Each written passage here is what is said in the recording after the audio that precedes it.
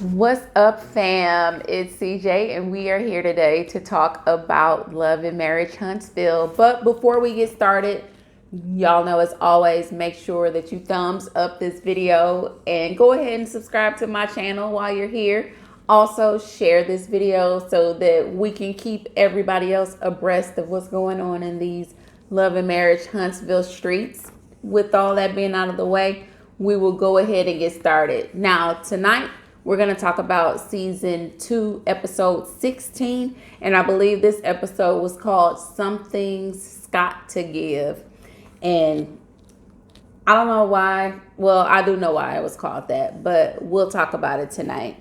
Now, the episode starts with Marceau, and Marceau is still home nursing himself back to health after that car wreck he was in, which caused him to miss the camping trip. So, since he missed the camping trip, his brother Maurice comes by and just kind of brings him, up to speed on what the fellas talked about in his absence. And basically, he lets Marceau know that Martel just kind of poured his heart out to the guys, and he laid a lot out on the table. And Marceau was kind of being messy in this moment.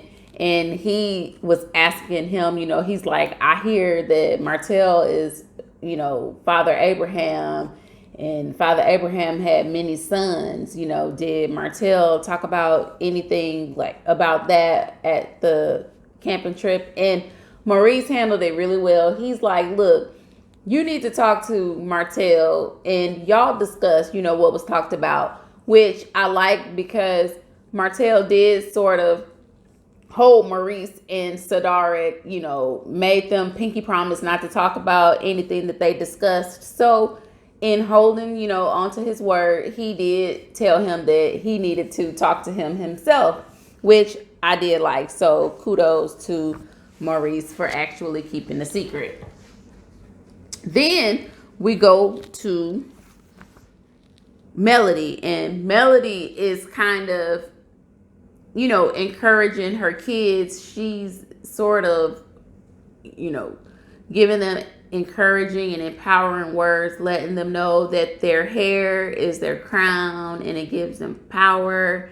And she lets little Martel know that, how he's always talking about his muscles, that represents his strength, and he's a strong young man, and they are kings and queens, and just kind of making them feel a little more confident about themselves, because we know she's doing this because of what Miss Wanda jumped onto her live and said. And she kind of talked about her kids' hair, or, she and Martel's kids' hair, I guess because it's not as good as Letitia and Marceau's kids' hair, but all hair is good hair if you got hair on your head, as far as I'm concerned. But we know how in our community, in the Black community, if you don't have a certain grade of hair, your hair is considered to be nappy or not as good. And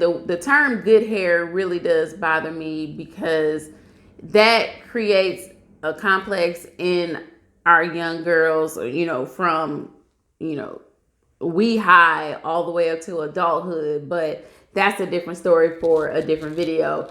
But she is kind of wanting them to know that they are beautiful no matter what anybody may say about them. And I did kind of like that part. But she tells us in the confessional that she wasn't mad at Martel at all for confronting Miss Wanda. And I knew she wasn't. She is very crafty, and she is in Melody.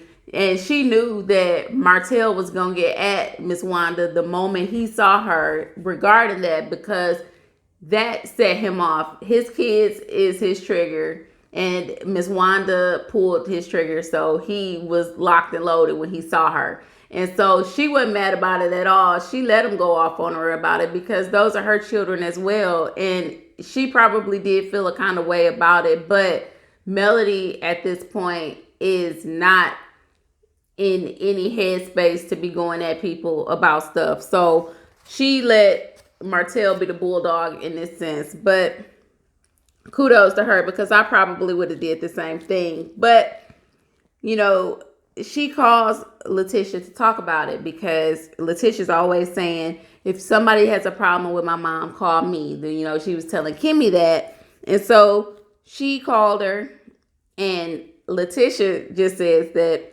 you know, well, I don't think my mom would say anything like that about the kids, as if she doesn't have access to social media and didn't get word of this live that Miss Wanda did. I saw the live. I heard what Miss Wanda said.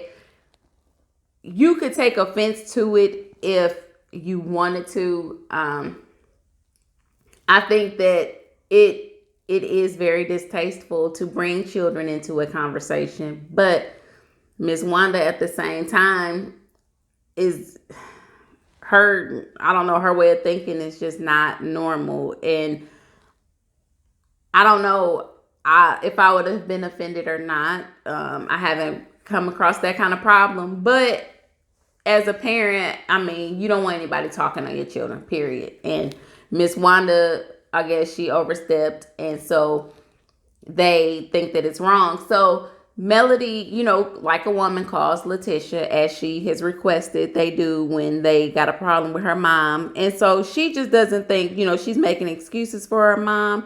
And in all of this, she invites Melody to have the girls come to this Hey Brown Girl event that she and her cousin are throwing, and it's to encourage and empower little brown girls. Well, Melody, you know, she listens, and then Letitia, in this passive aggressive way that she is just so good at doing, tells her, well, I can text Martell the details and he can bring the girls. And so Melody's like, well, why would Martell bring the girls when it's an all girls event? I can bring them. And she was like, well, you can drop them off if you want to. And so she's like, I'm not dropping my kids off at an event. That's not what's going to happen. I'll be there with them if we decide to come.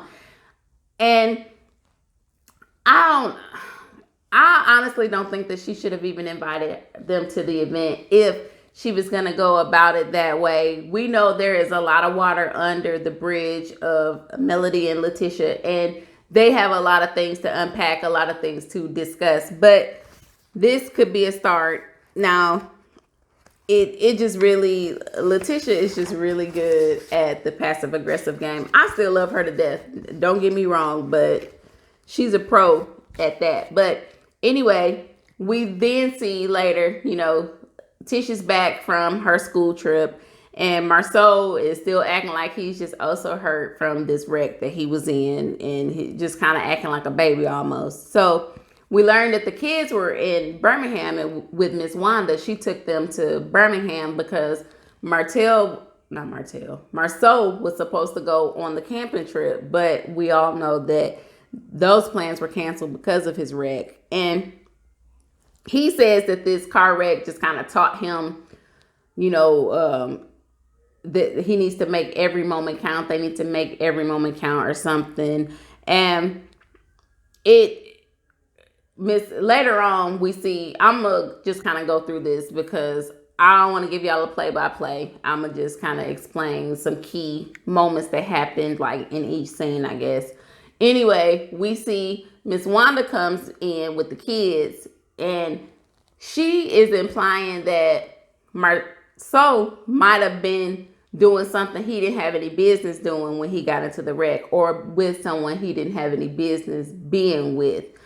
And I mean, I don't really know. I can't say that the woman is lying or is she telling the truth, because we don't know. But he says she's lying, of course. And she's just like, well, we'll find out when Letitia goes down to the precinct to pick up the police report, and I'm going with her, you know, because she wants to get down to the bottom of it, because for some reason she thinks that he was with somebody that he shouldn't have been with, instead of getting down to the campgrounds where he was supposed to be with his brother and their friends. But anyway, they start going back and forth and arguing, and it all boils down to Miss Wanda still has a problem with Marceau because of what he said about Letitia being from the other side of the tracks. Now, we remember that statement he made before they went on hiatus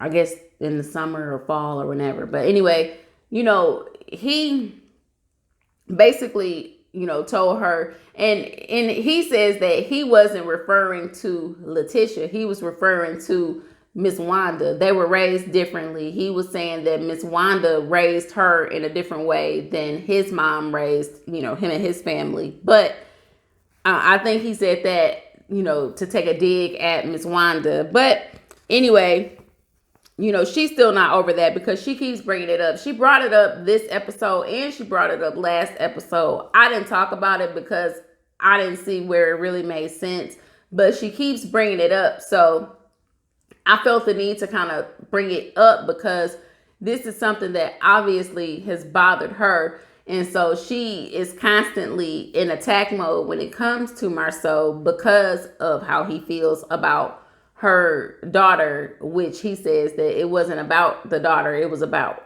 her as a mom. But anyway, it is pointless because Ms. Wanda said that she doesn't care what anybody says. She's going to be the way that she is until the day she dies. They're going back and forth. And so she tells him, well, I will leave. And he's like, well, okay, bye. He's kind of putting her out, and he is being disrespectful. Granted, it is his house. I know some people feel like it's his house. She can't be in his house talking to him any kind of way. True enough. But that is your mother-in-law.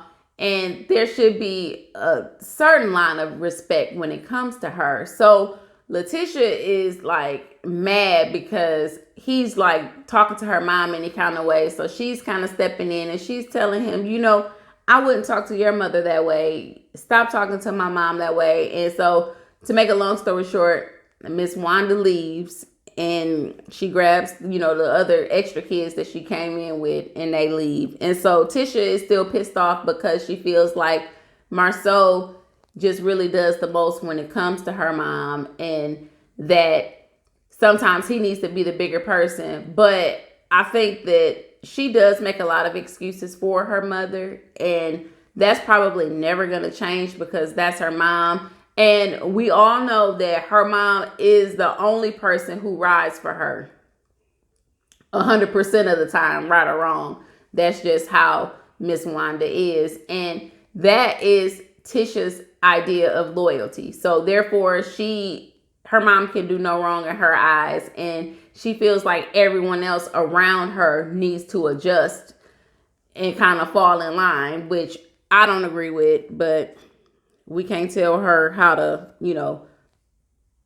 handle her mom. And so Marceau he gets up and leaves because they're arguing. He says he's about to go. And she's like, where are you going? He's like, I'm going camping. And so she was like, and speaking of camping, why were you going camping in your sports car? And so now he feels like, okay, Miss Wanda done got in Tisha's head. So now she's talking crazy and believing what her mom says. But I mean, who knows? Something might come of this, but we will find out, I guess, in a later video. So then we see Martell. He basically goes to talk to his broker, Chris, and tells Chris that right now everything is just going to have to be halted because this divorce is about to get ugly, and he doesn't want to get wrapped up into any financial deals or anything at the time. And so Chris is just kind of like, man, this is not going to be good because you're talking about the 47 acres, and the investors or the people who are putting money into this project, they're probably going to want to come after you legally. And so he's willing to accept whatever legal punishment that comes along with that because right now everything just has to be halted. And I don't know I don't know much about divorce, and I don't know what happens in divorce, but I believe that maybe this is his way of stopping Mel from getting any more money than what he feels she deserves. I'm not sure. If y'all know, leave it down in the comments because I don't know what's going on with this. So then it's the day of the Hey Brown Girl event, and all of the women of the cast are there, including Melody. She brings her daughters, and Melody says that although the invitation was sloppy, that she still likes the concept of the event, so she did want her girls to be a part of it. Now, Letitia and her cousin, they did put on a really nice event for the young ladies, and they showed them like a video of a girl who created like brown shades of brown crayons to represent brown girls, or well, not necessarily brown girls, but children of color, because we know the box of crayons either had that really dark brown, peach, colors that didn't match the color of our skin. So that was really cool. And then they let them paint at the end or some other stuff. But it was a really cute event, to say the least. So Destiny, they're all sitting around, and she is shading Mel for not coming to her event. And Mel wants to know what she can do to make it up to her. So Destiny is throwing a girls' retreat. So we apparently got Destiny in charge of the girls this season. So they're going on a retreat somewhere. And Tisha's apprehensive about coming because the last trip that they went on, Melody went in on her and told her about Marceau and, cheating, or Marceau having the women on the side and all this other stuff. So she doesn't want to go through that again. So Tisha's asking questions. She's like, how long is this trip going to be? And Destiny says, 3 days, maybe 4 days, no more than 3 days, I guess. And so Tisha's like, I don't know if I can stomach 3 days. And so she was like, okay, well, can you do a day trip? So she's like, okay, I can possibly do that. Can I drive my own car? And, she's asking these questions, and Melody is feeling some kind of way because she feels like Letitia is stuck in the past and she's not really focused on moving forward. So she gets up and walks away. And I guess these are valid questions, because she cannot handle Melody. When Melody is in Melody form, nobody can handle Melody in her words. So she is not trying to go there. And so she just wants to know if she can, retreat if she needs to, meaning she wants to drive her own ride. So if the kitchen get a little too damn hot, she wants to leave. But anyway, Kimmy and Destiny kind of wonder if these two girls will really be able to be in this space together on this trip and work out their issues. And Kimmy believes that they should have a professional involved. And I agree, because there has been a lot, like I said earlier, water under the bridge. There's a lot of water under this bridge that they need to they could use the assistance of a professional to help them work through these issues and truly be able to move forward. But Melody comes, she grabs Letitia, and they kind of have a sidebar conversation. She tells her why she walked away, because she feels like Letitia is still stuck in the past and she's not trying to move forward. She tells her that 2020 just kind of taught her a lot and to appreciate life. And she feels like going back and forth with Letitia is pointless at this point. They agree that this trip probably would be, they're willing to go on this trip, and they need to, be respectful to one another. But I guess they're going to go on the trip, to make a long story short. So the women all kind of gather together again, and they basically bring up, at this point, I guess, Biden and Harris have won the election. And so they talk about having a woman of color in office and how that has really empowered them to do things. And they kind of talk about their own accomplishments locally. And they all seem to be doing big things at this point. So that's pretty dope to see. So lastly, Martell, he goes to see his mom. He brings the grandbabies. She's happy to see them. They're baking cookies and stuff.